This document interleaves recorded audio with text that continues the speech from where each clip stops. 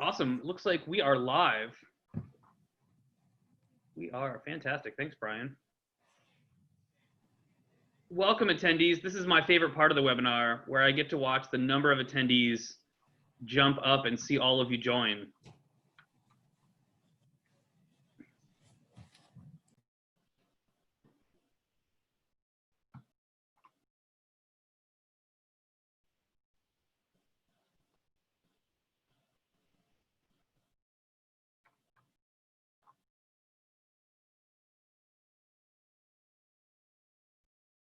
Welcome. I see some names I recognize in here. Hey, Leslie. Thanks for joining us today.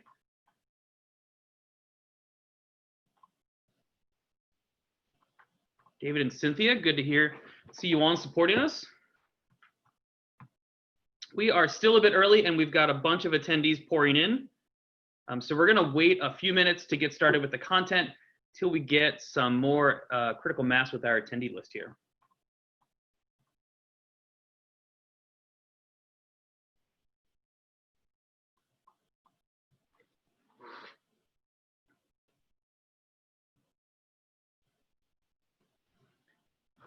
All right, this session is going to be as interactive as I can force you to be. So what I'd like everyone to do is there's a chat function within Zoom.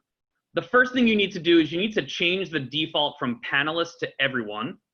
And what I'd like everybody to do is please introduce yourself and let us know where in the world you are calling in today. So, hey, this is Greg. I'm in McLean, Virginia today, and I'll be hosting the webinar.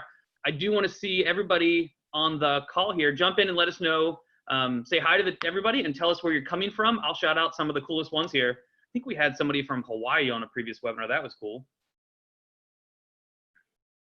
Michigan, pretty nice. Bethesda, right up the road from us. Alexandria, love it. Up in New York, we've got Jeff from Saratoga Springs. Adams Morgan, DC. From Catonsville, I spent a lot of time in Catonsville. I'm a Baltimorean. I grew up there, so Catonsville is one of the neighborhoods I hung out in. Northeast DC, love it. We've got Fairfax. From Silver Spring. It seems like this is the Silicon Valley for associations. A lot of us are based here out of the DC area, Virginia, Maryland. And of course, you got to have your Alexandrias and your old towns. Down in Burke.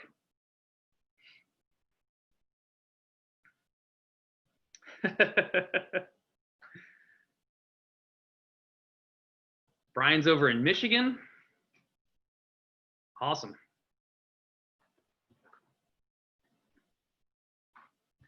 All right, this is a virtual happy hour session, so hopefully everyone has their favorite beverage. Mine is a blue Gatorade today with my official Association Analytics koozie, keeping it nice and cool for me. Awesome, so we've got a ton of attendees. I assume we'll get some more people jumping in as we go through our intros today. So I'm gonna go ahead and kick it off and get started. So the topic today we're gonna talk about is smart analytics and specifically driving results. And I want to focus today as much as I can on the results. We've done, if you've been following the series, a lot of sessions about how to build the analytics. We did a really informative one about how to use Power BI. We've talked about different ways different departments use it. Today, I want to really focus on results. How do we get the results we're looking for from the analytics? Not in the data, how does it work? We're going to pull back one level. And we're going to really talk about how do we do things that we need to do? How do we optimize our virtual and in-person events? How do we deliver more relevant content and products? How do we identify opportunities to improve the member experience? How do we lower our operating costs at the same time as making just as much or if not more revenue? That's our goal with the session today. So about me, if you've been following our webinar series, I think this might be my 4th one so far. I did one about how specific associations using analytics. We did network, we did market basket, we did tons of fun things. I did one with Liam from Blue Sky talking about how to virtualize your events. And I did one with Billy from Higher Logic talking about how to better leverage your online community. So if you're not familiar with me, my name is Greg Pollock, and I've been working in the association industry for about 15 years now. I started on your side of the fence, so I used to work at an association up in Baltimore, helping them sell magazine advertisements and booth space and sponsorships, and all that sort of great stuff associations sell. And then I transitioned over to the dark side, as we refer to it. So I've worked at a couple different technology vendors. I spent some time at the top left there at A to Z, doing online floor plans, booth sales, mobile apps for trade shows. I'm a huge fan of in-person meetings and trade shows. From there, I spent some time at Higher Logic doing the online community thing. I think online communities are a great way to pull members together. And as our survey results have shown, online communities are actually on the increase right now. People are using more of them. And then I switched over to association analytics. And that's a picture of me there at ASE Annual last year with one of my friends from Higher Logic. Little note on the personal side, when I'm not talking about software and analytics, I'm probably out in a Miata somewhere racing cars. So that's me in the middle with one of my race cars. There's me in my blue car. I'm a huge fan of Miatas. If you have an opportunity to get one or drive one, I'd highly encourage it. So today's panel, I'm going to introduce today's panel today, and I'm excited because guess who's on today's panel? It's you. This session is only going to work if you contribute. So I'm going to ask a lot of questions today, and normally I would have my panelists and we would talk about the questions and unpack them. I don't have a panelist today. I have you. So there's a ton of you on the phone. We know where you're all from. I'd like you to participate in today's chat.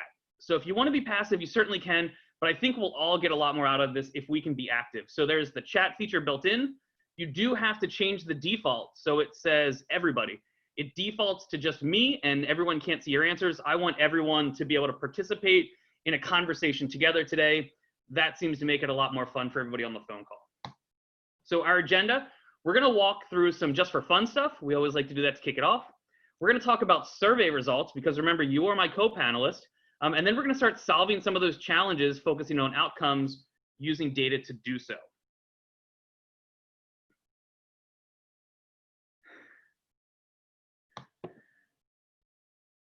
A tech interpreter. I love the idea of a tech interpreter.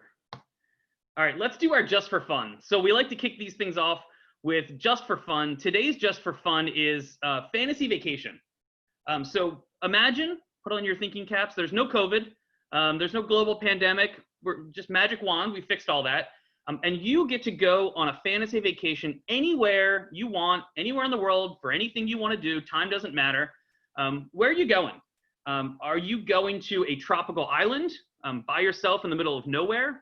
Are you going to go to the Super Bowl and sit at the 50-yard line and cheer for your favorite team with everyone else? Is it your favorite concert? And who's performing at your favorite concert?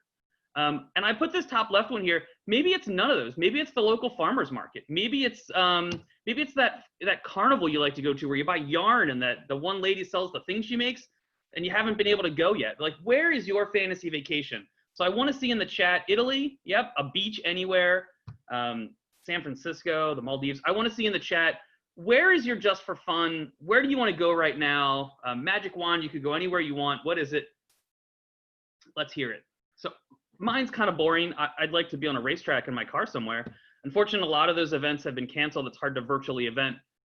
Interesting story, as we virtualized, there was a huge online presence for a platform called iRacing. Go look it up. A lot of major racing series like NASCAR and IndyCar, F1, they all held virtual events in this platform called iRacing. So just like we're virtualizing our conferences and meetings, the racing world did as well, and I think that's pretty cool. Skiing in Japan, Jeff, that's a cool one. Corona-free Italy. Yep, magic wand. We can do whatever we want with our magic wand, so it's all corona-free. All right, awesome. So that's my last slide. I'm not a huge fan of staying in PowerPoint the whole time. I want to get out and be agile and play in some software. So I'm going to dock the conversation over here, and we're going to start with our panelists, which is you.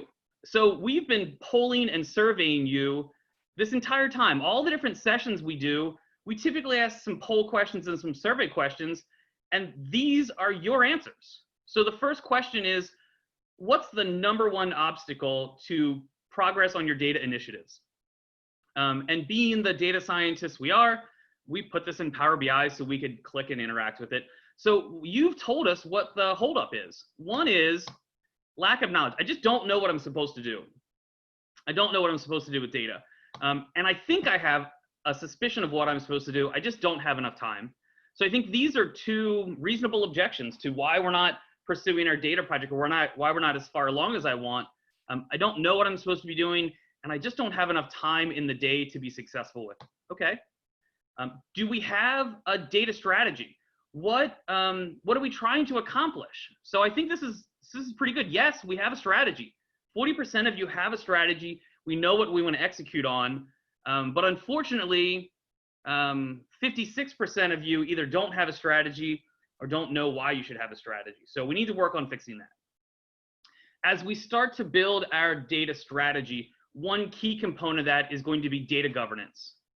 So what is data governance? To that end, if you are asking that question like our attendees did back in the day, go here and download our data governance guide. It's on our website. You can go to our resources section here and get this. It is a great guide that talks about data governance, and it defines it. It's a cross-functional management team that recognizes data as an asset, and that's critical here. Data is an asset, and we need to treat it like that. If your data were $100 bills, I guarantee you would know where those $100 bills are, and I guarantee you would have an accounting of where they all are. You'd probably even put them in your bank account. But when data is data and it's stored in those disparate systems, we leave it there. We tend to leave that data there and not utilize it to its fullest potential. So think about data as $100 bills sitting out there in these systems. Don't leave it out there. Bring it back in, leverage it, put it in your bank, use it for your own advantage. Take a look at this data governance guide. This will give you a great starting point. And even if you want to do some really easy stuff, just take out I'm a OneNote fan. Take out a OneNote, start filling it out. What is a member? What's an event? How do we define this? What is our retention rate? How do we calculate that? Write all that stuff down so you can start executing on it. So I think Keith is right here. It's the lack of direction. It's I want to do everything, so I sort of don't do anything. So if we can set achievable goals, if we can say, let's move one step further, we can get to where we want to go. So data governance. The next thing is where we are putting our data. And a lot of people here said the AMS is the hub or the central repository for our data. We are taking all of our data and jamming it in the AMS. First question from my panelists today is, should you take all of your data and put it in your AMS? Is that the right place to do that? Has anybody here put all their data in the AMS and then not done anything with it? How much time and effort and money did we spend on taking our data and put it in the AMS? Now, I'm not saying we shouldn't ever put data in the database. If you stayed long on one of our conversations, we talked about it. And from my perspective, the AMS is designed for the humans. It's the transactional system. And what I think about is, if somebody calls you on the phone and you look them up in the database, what would you want to know about them right there? What does the human want to know? That's what we should put in our database. But I think we get distracted with these projects where we want to take everything. We want to hoard all this data and we want to put it inside of our AMS, not necessarily knowing what we're going to do with it. Next up, what is your skill level with Power BI? I will admit I'm not very good at Power BI. I was okay at Excel, and I started to use Power BI. If you're not good, if you're the novice, or if you're the never use any one of these tools, I challenge you, go watch our video from last week, and we're working on sharing the Excel spreadsheets. We did a really good dive in on, 2 weeks ago, I think. We did a really good dive in on how to use Power BI, how to do the basics, and we're working on a way to share those data files with you so you can actually follow along with us. But what I challenge you to do is, if you've never used Power BI, run some reports in your database, pull some of that transactional data out, and visualize it. Just put it in there and start playing with it. I guarantee you'll come up with something cool. Now, this one blows my mind. Here's a question I need help with. I don't understand. How often does your association use visualizations to understand your data? Rarely or sometimes. And then decisions. To what extent does your association use data to inform decisions? Sometimes. What is the litmus test? Answer me this. Why would you use data to make a decision versus not use data to make a decision? I don't understand. Is it the immediacy of the question? Is it the lack of data to answer it? Is it just time in the day? Why aren't we using data to answer all of our questions we have. Somebody help me out here. What is your litmus test? If you're asked to make a decision, how do you decide, should I use data for this or should I not? And if it's not a decision, what are the struggles and challenges? Why would you not use data to overcome a challenge versus why would you? So I want to see an answer to here in the chat about this. We just don't trust the data. That's a big one, right? Why would I make a data-driven decision if every time I look at the data, it's different, right? Every time I ask the question, it's different. I'll tell you a big one for me is it's challenging to make a data-driven decision because every time I get asked a question, I get asked a different type of question in a different way. So then I have to go back and reinvent the wheel and rebuild all the reports I'm looking for to get to the type of answer you're looking for. So I think that goes to the availability, the accessibility. Do I have the type of data at my fingertips that I'm looking for? Or every time I get a question, do I have to go rebuild that? Every board meeting, do we go make new dashboards for our board? Do we just recycle the old dashboards with new data? Assuming that there is data for that. Yeah, good point. I don't know if there's data to help me answer that question. Is there? So I think it's a challenge here. When we look at it, let's start to be conscious of when we make decisions, when should we use data and when shouldn't we use data? And I'd like to propose that if this decision is going to have major impacts for the long term of our organization, that we have to at least give data a chance. We can't do it without. We need to focus and say, this is going to be a data-driven decision. And even if it takes longer, I need to push back. And even if I don't have access to it, I need to demand access to it. If we're going to make a long-term decision for our organization, I need the data to back that up. I can't just go with my gut. Yeah, perfect. They make decisions using the wrong type of data. So that's a perfect part of this as well. I'm going to go back to that data governance, because I feel like data governance is the foundation of our success. If we can build a strong foundation, we can build on top of that. So this gets to, what are we measuring? How are we measuring it? Why are we measuring it? What do we plan on doing with all that data? If you can start with that strong foundation, we can solve so many of those challenges we run into where we're looking at the wrong data, we're not trusting at the data, right? How do we know? How do we know if this is the right data or not? That's a great question. All right, we're getting to some good stuff here. So then let's start to solve our first challenge using data. What is this link for data governance? The link is right on our website. Brian will drop it in the chat for you in a second here, but it takes you to a little web form. Fill out your web form, and you've got your what is data governance, and this will walk you through an entire step-by-step guide on how to get started with data governance, how to start building a foundation on this. And then if you'd like, there are consultants you can involve. There are industry partners out there who will help work through this with you, but you can do this. I'm sure you can. All right. What is your association's top priority right now? So we've got 3 answers. This is going to be a choose your own adventure style question from the panel.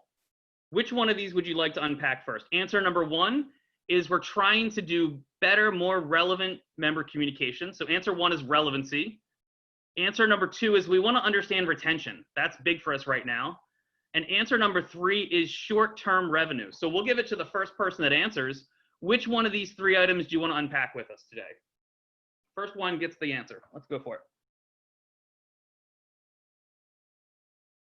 Relevant content, retention, or we just need some short-term revenue. We just need to get over this. Which one do we want to unpack? I need my panelists to help me. Relevant content, I see first, retention. Bill, third, short-term revenue. Relevant content it is. Let's jump into relevant content. Now, for relevant content, I'm going to cheat a little bit, and I'm going to use some of my unstructured data. So what is unstructured data? A great way to describe this is dark data. It's that data you own, but you can't put it in Excel. You can't sort it and filter it and slice it and dice it as easily as you want. It's every conversation your member had in the community. It's what items in the marketing automation emails are they clicking on and opening? What does their web journey look like with you? That, for us, is the unstructured data. And let's start to find some relevant content in our unstructured data. And for that, let's see where we're going here. See, we went out of order and all my tabs are different now. All right, community. For that, we're going to start with our community data. So if you'd like a deep dive on community data, go back and watch the webinar I did with Billy Volpone from Higher Logic. We talked in different ways about your community than you may not expect. Now, unstructured data means it's hard to really get at, sort, and filter it. And for me, what are members talking about right now, relevancy, can go easily back to search terms. So this is the community data. What are people searching for in the community? I'm fairly certain what they're searching for is relevant to them today. So how do we create relevancy for them? A lot of times if you survey people and ask them questions, they'll answer the questions with the radio buttons you've given. But if you listen to people, you'll be able to really get behind what do they want. So for us, our search terms are going to lead the way, and we're going to say, if people are looking for this sort of stuff, how do we provide them what they're looking for? So our search terms over time, this goes all the way back to 2018, but we're going to zero in on today. And let me use one of my filters. So this over here is my filter panel. We're going to say year is greater than 2019. Apply. Perfect. Okay. So what do people in my community care about right now? What's relevant and top of mind for them? Now, some of this is like a no-brainer. Yeah, people are talking about the coronavirus. That seems pretty obvious. It may seem obvious, but how frequently are they talking about it? Is it top of mind? Or is everybody talking about it, or only certain demographics talking about it? So then we get to the like, is there still business as usual? Well, yeah, they're talking about onboarding. They're talking about exit surveys. They're talking about Salesforce and diversity and our favorite thing in the world, RFPs. They're talking about normal stuff. But what we want to find is what new stuff are they talking about? So right here, we've got some terms: virtual conferences, membership, exit, probably not exit, telework, right? These are net new topics that showed up in our data. Now, when we find out the relevant topics for our members, we have a couple options. We can say, oh, force majeure, that's what they want to talk about. We'll cover that in our October conference when we get them together. And that's not going to work for us because relevancy has a time-sensitive nature to it. This is what's called fast data. The idea is that insight doesn't help me in 6 months. It only is important to me right now that that's what people care about. So if you don't have a community, how do you get this? Ask members. If we're doing Zoom meetings, ask them in a poll. We've been asking you lots of questions. That's how we got the content for today. We asked. I didn't guess this is what you wanted to talk about. The survey results told me, and Jackie told me. Then we want to start unpacking this and not just saying, what are people asking, but how do we put some other dimensions to that data? What about the types of people who are asking? So you may be wondering, what do executives who really care about, they're at trade associations, and they're with, so I got to minimize my chat there. They're at medium-sized associations. What are they really talking about? Now, I bet if we had a session and invited executives from medium-sized trade associations and told them we were going to talk about volunteering at virtual events while getting accredited through NetForum, and how does that help you grow your membership, choosing the right keynote speaker, I guarantee people would show up. And it's not because I guessed at that content. The important piece here is I'm allowing the people to tell me what they want. I'm allowing the members to help direct me. Now, the good thing here is you probably have a lot of this content already. When I did a conversation with Kyle a couple weeks ago, he talked about students in crisis in Venezuela. And he said, our publications team had content ready. It was on our virtual shelf getting dusty.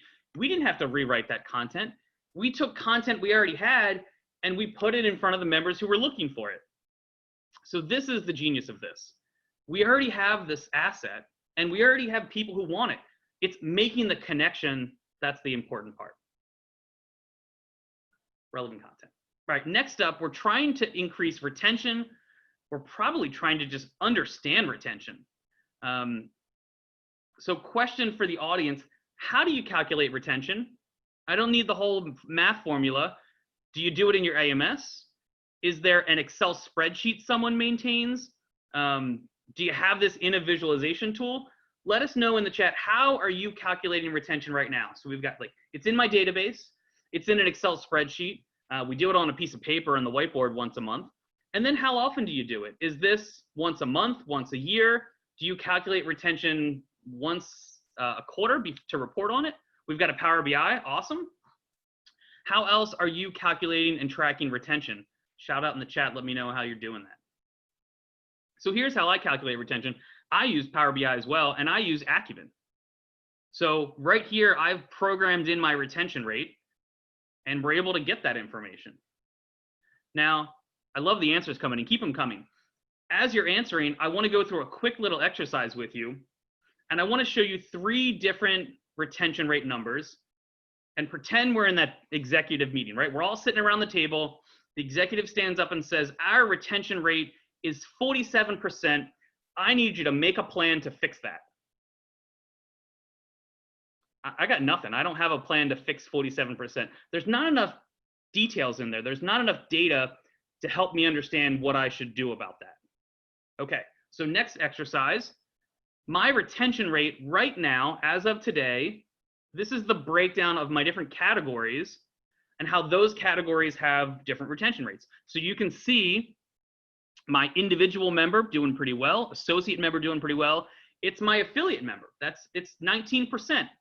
So now we do the same exercise. Put together a plan to impact my retention rate. And hopefully you're going to say, affiliate members, Greg, we need to work on the affiliate members because those are the bucket that is least successful for us. All right, now let's do our third retention rate analysis.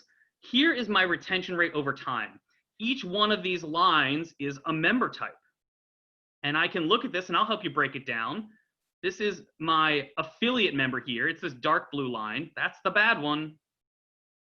Okay, maybe. But look at my student member rate. If we look back in 2016, my student member rate, it was pretty good. It was similar to everything else. I was up there in the 83% range. It's not only until recently that that rate has changed over time. So now my student rate is down into the 68%. So there's a good argument in our office. Which bucket do we need to work on the most? Is it my affiliate members or is it my student members? I don't think there's a wrong answer, but I think the challenge we run into is we're not looking at all the flavor and all the details when we do this. My theory is student membership needs to be fixed. It was fine and we broke it. We did something to impact that retention rate and it is down. Also, student members become professional members, don't they? So if we don't have student members anymore, we have less professional members.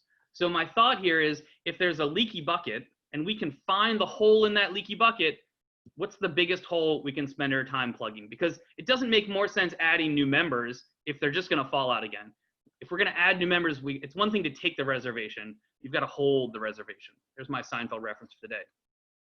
So let's see your answers. AMS, but to Excel, and it's once a month. Thank you for sharing. Database, weekly meetings, and spreadsheets. Okay. It's in a spreadsheet. It's done monthly or ad hoc if needed. I hear a lot of the spreadsheet. We pull it from our database and we put it in Excel on a monthly basis. Okay. We calculate numbers in Aptify by our member value campaign. Great. Fantastic, Amy. And then down here we're doing it through a data warehouse in Tableau.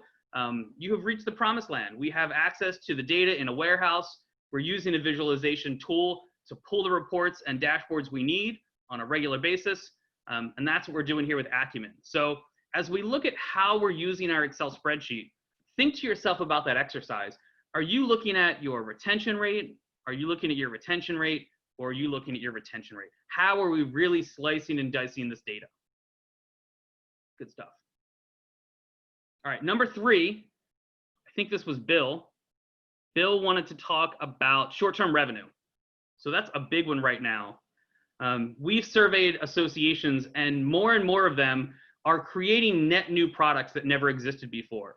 And they're making revenue. I've talked with some associations who are making more revenue now than they projected because they're focusing on things that are new and they're low cost to produce these products and services for people. So let's jump into that. So for that, we're going to go into sales and orders.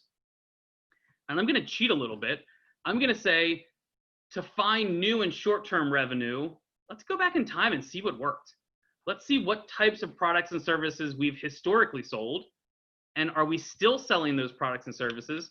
And if so, who else can we sell them to? So we're going to go into our sales. This is where our revenue generation comes in. And we're going to look at our products. And I'm going to look at a couple things. One, year to date. Are we doing as well this year compared to last year? If you tell me your meeting revenue is down, is your virtual webinar up? Is your sales revenue from books and LMS content up? Are your publications up? Are you making up for that revenue in other areas? It's okay if one area dips, as long as we focus on other areas to bring that back up. So to that point, I sell publications. Okay, let's go back in time and let's learn more about my publications. I sell books and magazines and subscriptions, and I sell these to specific types of people. So when I sold, let's do subscriptions. Let's do magazines. When I sold magazines, who bought my magazines? So last year, I made $250,000 selling magazines. I'm pretty excited. That's a lot of magazines. And I sold these magazines to different types of people. Now, my question is, should I focus on the people who bought a lot and try and sell them more? Or should I focus on the people who didn't buy a lot and try and put this in front of them again? So now we can start to analyze, of the products we sold, we can start to put together a strategy. Do we want to go after these people in real estate and double down, saying they bought a lot of books last year, a lot of publications, we could probably sell them more this year? Or do we want to do the inverse of that? And we want to say, let's target the people who haven't purchased a lot lately. There's probably capacity out there. We can get those people to buy more if only we could get the right products and services in front of them. Cool stuff there. Now, the other thing is we talked about stuff you already have on the virtual shelf. So this is where our recommendation engine comes in. Think back to the first time you logged into Amazon.com. Hopefully everyone here has used Amazon. Think back to the first time you logged into Amazon.com. Did Amazon ask you to fill out a profile? No. They didn't ask you demographics. Amazon didn't ask you what you like to do or what you like to purchase. They didn't do any of that stuff. What Amazon did is they monitored your behavior. They looked at what you did in their site. Sneakily, they probably put some tracking cookies on your browser and looked at what you did other places as well. And then a couple days later, you go back to Amazon and there's that shoe. And you're like, why do they know I want this shoe? How does this shoe follow me around the internet? I go to Facebook and the shoe's there. What they're doing is they're personalizing content based on your behavior. And that is where the recommendation engine comes in. Now, the recommendation engine is designed to be a headless solution, meaning the output is not normally in a human's hands. The output is normally on your website, in your shopping cart, in the LMS, in the email I just sent you. And we can do this two ways. So way number one is we can say, here's a product, this product I picked. What other similar products are there? So if you bought this product in the past, you're highly likely to buy these products. The other option is we can say, plug in a person. So we can plug in a person and say, based on this person's order history and the past behaviors we've seen, other people who are like them, they should buy these sort of things from us. So now we're starting to build a picture of how can we repurpose existing content, get it in front of new people? How can we create new products for people based on what they've purchased or what they've bought in the past with us? So we've covered one of our challenges, which is how are we doing that? What are our top priorities and how are we doing that? All right, next thing we have here. So back to my panelists. Remember, you're all my panelists today. How is your association doing at engaging the members? I love this answer. Okay, but we could be doing better. 58% of people recognize that. Okay, but we could be doing better.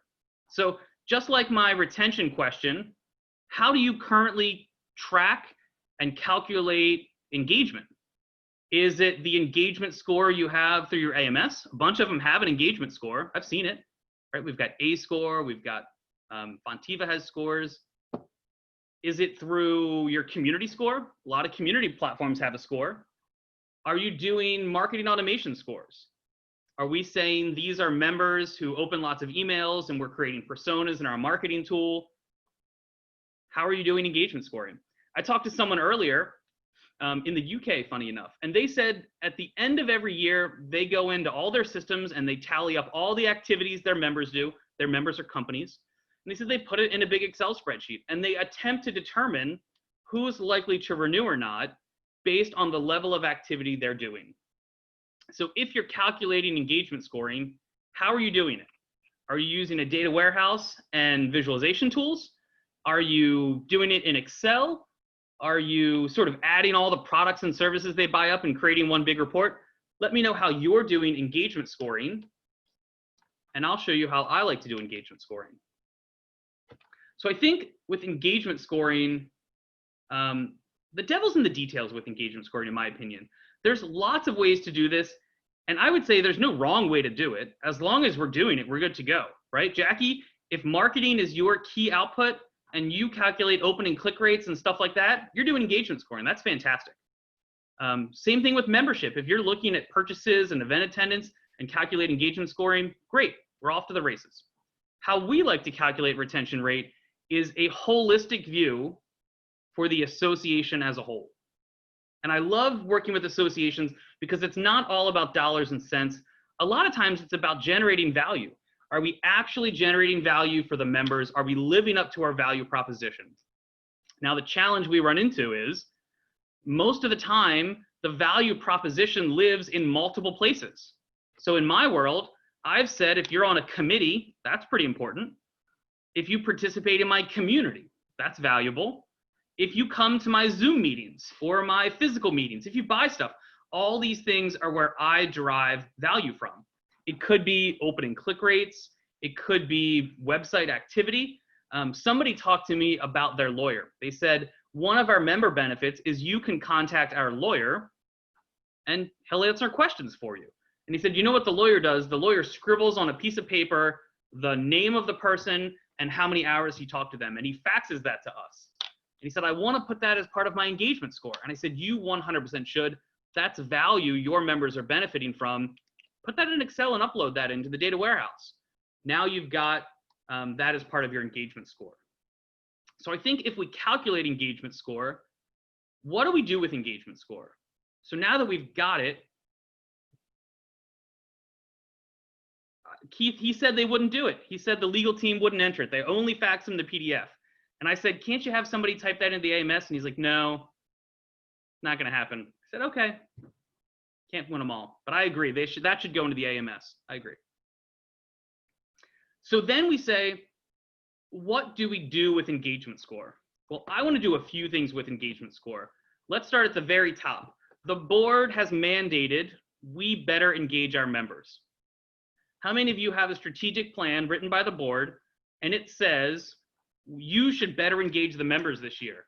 And you're like, what does that even mean? And then they create some sort of like pillar system. It's like a Roman castle or something. And they're like, we need to do these 7 pillars and this capstone they come up with. It's a really great metaphor, but they don't actually tell me what I'm supposed to do or how I'm supposed to measure that. So I love this line here because this line will show you the average engagement over time. Is it going up or is it going down? And our goal as an association is to ensure that holistically the line goes up. Now, maybe my physical meeting line is down this month. Okay, let's get one of the other lines to go up. So holistically, our average score is continually going up. I also want to know things like who are the members with no engagement? These are the people that are not going to renew, right? We talked about how to boost renewals. Call these people on the phone. Eric, what are you doing, buddy? Why aren't you using our value benefits? You're not doing anything with us. You're not going to renew. You've been a member since 2013. What do you really get out of membership if you're not doing anything with us? Why are you still a member? I don't understand. Ask them. Survey them. I also want to know the highly engaged non-members. This is Jackie's prospect list.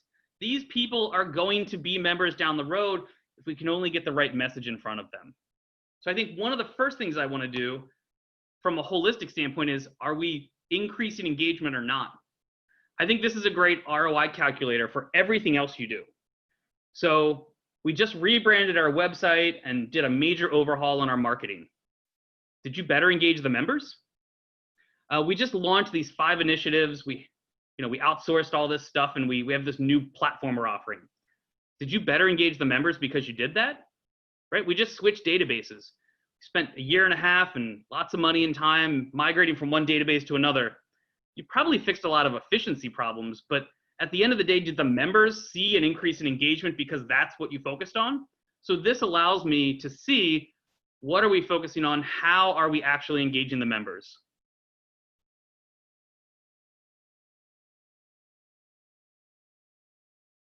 Amy, I love it. That's great information to hear. I've heard similar stories from associations that members are more engaged now than ever, that the association value is so critical for them right now. I've also heard the flip side of that about dues and renewals, that some people are pushing those out, giving people extended grace periods so they can ride membership. I hope that you're capturing those attendees to the webinars, and I hope you're surveying them, and maybe even taking your survey results and dropping them in Power BI so you can analyze them. Hope so. So now engagement is up. We're tracking engagement. I want to use this for a lot of different purposes. One of my favorite ways to use this is to find a list or a group of people. When we go to send out our marketing call to action, how do we find the right list of people? How do we know who that email should go to? And I think engagement score is a great way to do that. So what we can do here is we can take our members and we can use our friend the drill through, and we can find the right members. So imagine we're about to promote a webinar. Should I email 10,000 people about my webinar, or should I focus on the people who are most interested in that product category? People in accounting and finance should attend my webinar. Those are the people we really want to target. Now, how many associations have a problem engaging with younger members? When I started working with associations, it's we got to engage those millennials. It's not even about that anymore. Now it's, hey, when I try and engage people, we need to get our Gen Ys. Those are the people we need to engage. So then we can say, okay, now we're focusing on accounting and finance, but we also want to target the people who are our Gen Ys, because we need to get them more engaged in our association. So we can ultimately get to the list of them. Now, why did I talk about engagement score on my way here? Because my final step in my journey is finding my highly engaged young members who love accounting and finance. And I'm going to be bold, and I'm going to pick up the phone and I'm going to call these people. Hey, Kelly, soil conservationist you. I noticed that you love accounting and finance, and we actually have a webinar coming up about accounting and finance. Do you think you could co-present on that webinar with us? And Richard, not Kelly, Richard is going to say, yeah, I'd love to engage in that webinar. That'd be awesome. Great. Now, when I send out that call to action, what I'm going to do is I'm going to tell all of my young members that Richard, I'll put his picture there, a young member like Richard is going to be presenting on this webinar. You should attend to come hear sort of the details of someone else like you. Sorry, I'm reading the chat here. Yeah, Keith, that's a great question. I can only analyze data that you have. Now, to that point, you don't necessarily have to collect that. With birthday or birth year, you do have to ask, but I'll give you some different ways to ask it. You can certainly ask birth year, or you can ask what Leslie says here, is give me a range. I don't need to know your birthday. I'm not trying to steal your information or open up a credit card in your name. I want to know your age bucket, because really what I want to do is I want to personalize content to you. So I want to know, are you a young member, a medium member, or a silver member? And I want to reward you. I want to put a badge on your profile that says how awesome you are. I want to personalize content to you. And Keith, if that doesn't work, we're going to have to default to behavioral data. So instead of asking them directly, tell us your birthday, we're going to have to start extrapolating that data from other sources. We're going to have to look at their behavior, their web activity, and we're going to have to use other metrics to segment them. Not everybody has the benefit of knowing their member's age. We might have to look at a different metric. What web pages do they go to on a regular basis? When we send them those emails, are we tagging each of those content zones? Right? And then we can say, okay, in this content zone, that leads to this demographic. So while members refuse to log in and fill out their profile, I can trick them by sending them emails and watching what they click. And if they click on box A, they have demographic A, and we're going to plug those two dots in and connect them. So I think it can be tricky. Often when I share the screen with people, they go, I just don't have that much data. And I would argue there's probably more data you have that you're not using than data you're missing. And I would say let's focus on the data you already have. Oh, I love this. Are you early career, mid-career, late career? What a specious question that is. I'm not asking you your age, but I'm going to get the answer. Great question, Leslie. All right, so how's our member engagement? Thank you for sharing the different ways you track that. And hopefully I gave you some great ideas on how to track member engagement and how to use it, or how to boost it, or how to address it if it's on the decline. How has 2020 affected your marketing budget? So remember, you're my co-panelist today, these survey results from the past. When we asked this question, it was about our marketing webinar, which I got a lot out of that marketing webinar. I thought that was a great one. Go back and take a look at it if you weren't there. No change, good. No change is good. Or decreased. Our marketing budget's actually gone down. 36% of you have smaller marketing budgets than before. Now, I'm wondering about this because a lot of email platforms now are unlimited emails. It doesn't matter how many emails you send, it doesn't have a cost. Yet some, every email you send, like I'm gonna send 20,000 emails, that's 100 some bucks right there. Yeah, we're on a tight budget due to increased revenue. So what we need to do is we need to start looking at what isn't working, and we're gonna stop doing that. And we're gonna look at what is working, and we're gonna do more of that. Now, this sounds like a revolutionary idea. I get it. We've always wanted to do that. But now we have justification really to focus in on that. So I love email marketing. I think it's a great platform. And I want to look at my email metrics. Now, my question is, what email metrics are success for you? So when we look at email metrics, I can come up with a bunch of these. And I think there's some marketers on the phone. If you were to look at success in your email, is it open rates? Is it click rates? Is it opt-out rates as a negative indicator? Is it conversion? What does success look like for you? So if you were looking at your marketing dashboard and you wanted to brag about how good you're doing, would you say we increased our click rates? Would you say we increased our open rates, decreased our opt-outs? Or would you focus on conversions? What is the market? What is the metric, that you really focus on when you're looking at your marketing? And when you decrease your budget, I'm wondering if you feel comfortable sharing, does that mean cutting vendors? Does it mean less creative digital work? Does it mean I can't make that cool video I wanted to make for the website? What does it mean that we've cut our budget for marketing? Love to know. So when I think about marketing, I look at success in a couple ways. One is I don't want to over email my members. So I want to get to what is the average number of emails I send to my members or to my member buckets. And mine is blank. So we know I'm doing a great job at that. Then we want to start to look at, okay, when I set up my campaigns, I've tagged them. And hopefully we've tagged them with reasonable things like fundraising, events, and membership. Which ones are doing really well and which ones aren't? So if we're cutting our budgets, we have to do more with less. Our membership emails aren't really on point. We're not doing as well as we'd like to do with those emails. What's happening over time? Why aren't we doing as well? And what specifically with those campaigns is not working? Then I want to look at things like what is working. So we've got a lot of great data points in here. Some of my favorites are at the bottom here. So this is going to show me each one of these dots is an email, how many sends, and how many opens. So obviously the more opens and the less sends, the better email I've sent. So if we can focus on what are these emails down here that are really having successful calls to action, did we spend a lot to get this email? We can even go to that email. So for this email, what did we send? Who did we send it to? And what was the reaction to sending that email? So as we're looking at decreasing our budgets, we have to do more with less. I always go back, what worked in the past? What historically moved the needle? I'm terrible at writing subject lines. So whenever we go to write a subject line, I was like, what are people talking about? What worked in the past? Let's go look at our open and click rates and see which subject lines move the needle. What were the buzz terms we used in those subject lines? And how do we use those to send a better, smarter email for next time?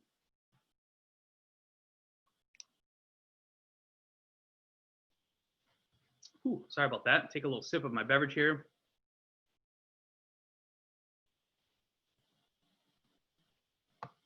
All right, we're going to skip this last one. If you have a formal integration plan, that's not as much fun for me. So, panelists, I need your help here. I think we talked about a lot of stuff on our webinar today. We talked about making decisions. We talked about where we put our data. We talked about different priorities, retention, engagement, marketing, integration plans.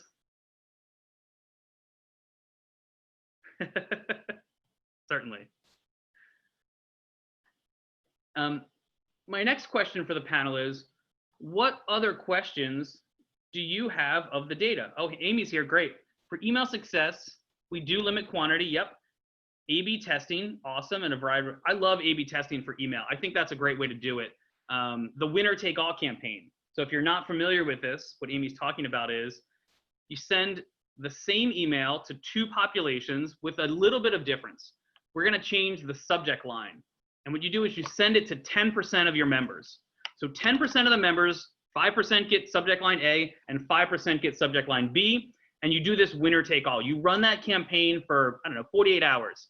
And you wait to see what was the open and click rate on those emails. Did one subject line significantly outperform the other? And if it did, send the remaining 90% of the emails to those people. Perfect stuff.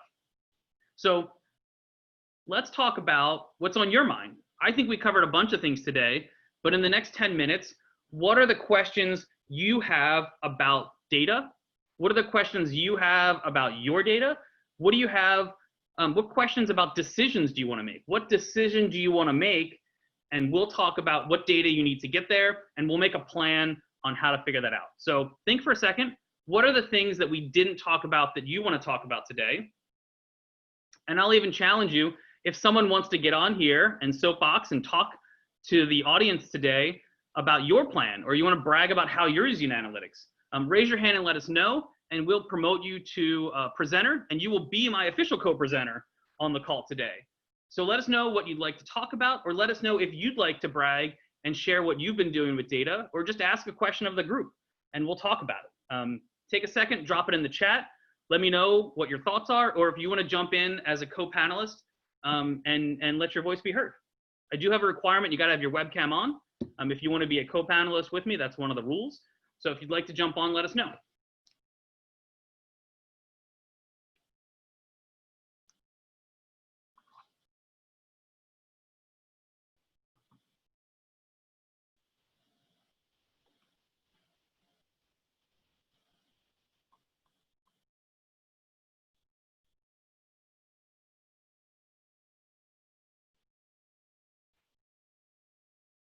All right, this is a great question, and I'm going to need your help as an audience today to help answer this. So the question is, have you done any revenue forecasting, especially in the light of COVID-19? So COVID-19 blew up a lot of our revenue plans and our goals and our expectations for the year. Has anybody given it a shot? What are you doing for projections and planning? How are you planning with the uncertainty of COVID-19? Is it specifically about your event revenue and forecasting? Is it all of your revenue and forecasting? Share with us if you've attempted to do this, or if you think you've cracked the nut. What have you done? We have dues only. Okay, so with dues, how are you tracking your membership goals? What are you doing to forecast? When the board asks for your end of the year forecast, how are you calculating that now that COVID's there? Are you just giving them the same report, or are you doing something different? Help us out here. And help share with us in the chat what you're doing to help with that.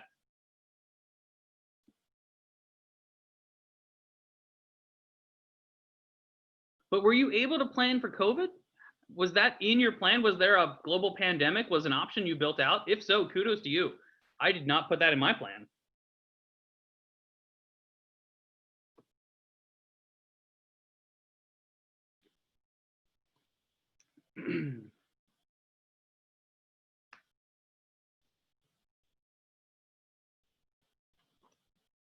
Benchmarking compared to last year, I think that's an important one. Can we meet or exceed last year? What do we think is going to happen based on our historical performance?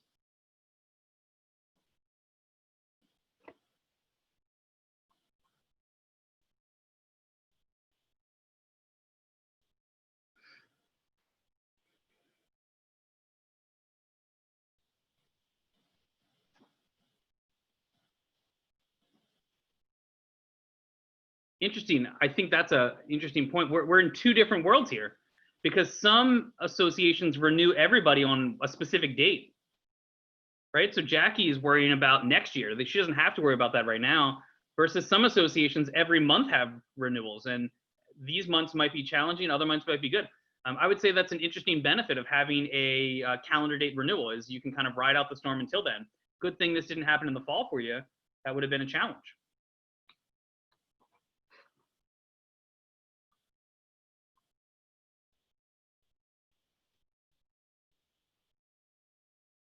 On anniversary, yeah.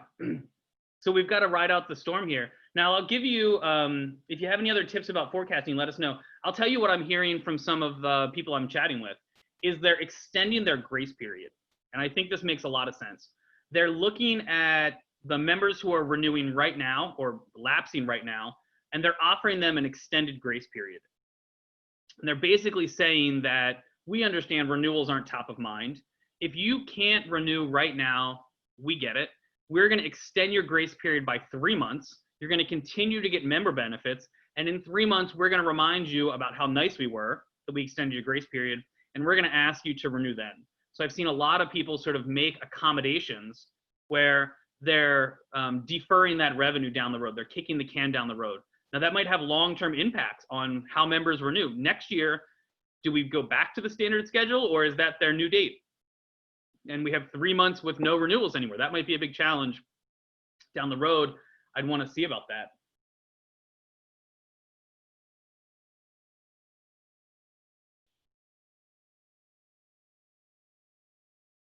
Yeah, Bill, all the drops right now are win-back campaigns. I would say don't drop them. It might be in your rules that you have to drop them, but if you can avoid it and you can not drop those people right now, we don't have to do the win-back campaign. We can just do the renewal campaign. But I think a win-back campaign for those members that dropped right now could be a huge benefit down the road.